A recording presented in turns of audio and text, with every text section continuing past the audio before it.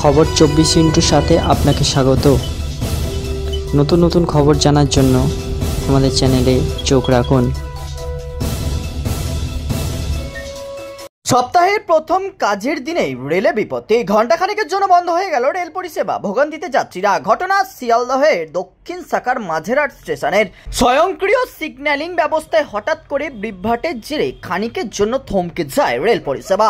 পরিস্থিতি সামাল দিতে তৎক্ষণাৎ ম্যানুয়াল সিগন্যাল ব্যবস্থায় ট্রেন চালাতে শুরু করে রেল কর্তৃপক্ষ। মূলত দক্ষিণ 24 পরগনার বজবজ, মহেশতলা সহ একাধিক গুরুত্বপূর্ণ স্টেশন হয়ে শিয়ালদহের সঙ্গে যুক্ত হয়েছে এই রুট।